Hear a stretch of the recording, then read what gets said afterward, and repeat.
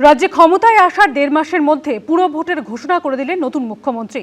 ৭ই ডিসেম্বরের মধ্যে কলকাতা পুরসভায় ভোট করানো হবে বলে জানালেন শুভেন্দু অধিকারী।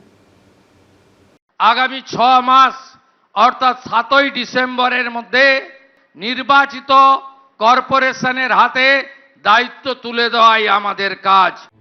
ক্ষমতায় আসার ১.৫ মাসের মধ্যে পুরো ভোটের দামামা বাজিয়ে দিলেন নতুন মুখ্যমন্ত্রী। ৭ই ডিসেম্বরের মধ্যে কলকাতা পুরসভার ভোট করানোর ঘোষণা করলেন শুভেন্দু অধিকারী।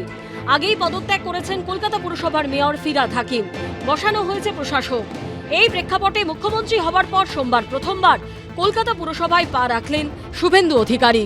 কলকাতা পুরসভার পাশাপাশি হাওড়া সহ যেখানে যেখানে প্রশাসক রয়েছে প্রত্যেক পুরসভায় দ্রুত ভোট করানো হবে বলে জানিয়েছেন তিনি।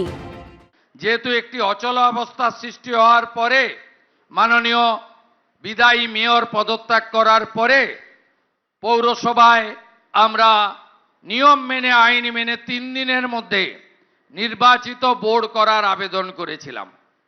যারা সংখ্যাগরিষ্ঠ দল ছিলেন তারা সে কাজ করতে পারেননি। আগামী ৬ মাস অর্থাৎ ৭ই ডিসেম্বরের মধ্যে রাজ্যের নির্বাচন কমিশন, স্টেট ইলেকশন কমিশন, তারা রাজ্য সরকারের সুপারিশে নির্বাচিত কর্পোরেশনের হাতে দায়িত্ব তুলে দেওয়াই আমাদের কাজ, আমাদের লক্ষ্য। সোমবার কলকাতা পুরসভার অনুষ্ঠানে শুভেন্দু অধিকারীকে কার্যত ঘিরে রাখেন বিদায়ী তৃণমূল কাউন্সিলররা। নতুন মুখ্যমন্ত্রীকে সামনে পেয়ে কার্যত আপ্লুত হয়ে পড়েন তারা প্রত্যেকেই। হাসি মুখে মুখ্যমন্ত্রী শুভেন্দু অধিকারীকে অভিবাদন জানাতে দেখা যায় মমতা বন্দ্যোপাধ্যায়ের ভাতৃবধূ ও বিদায়ী তৃণমূল কাউন্সিলর কাজরি বন্দ্যোপাধ্যায়কে।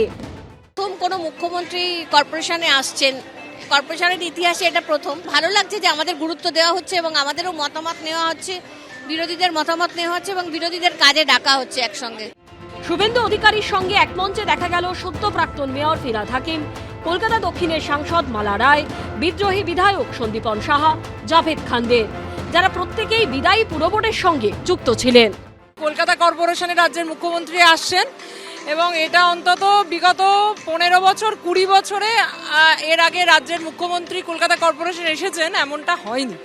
সেই কারণেই ইতিবাচক দিক ভেবে আমি উপস্থিত হয়েছে, আমাকে ডাকা হয়েছে, জানানো হয়েছে।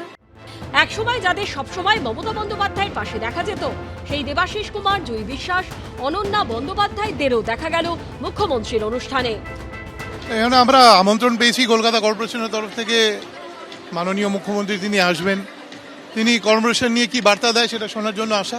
এমএলএরা ১৪ জনের মধ্যে আমি বেলেঘাটাকে দেখতে পাইনি, বাকি সবাইকে দেখতে পেলাম। প্রাক্তন মেয়রকেও যেমন সম্মান দিয়েছি, আমাদের দলের লোক মীনা দেবী পুরোহিতকেও সম্মান দিয়েছি আমরা। যারা আসবেন মূল শোতে থাকবেন, যারা আসবেন না তারা বিচ্ছিন্ন হয়ে যাবেন, তার জন্য আমাদের কোনো ক্ষতি হবে না।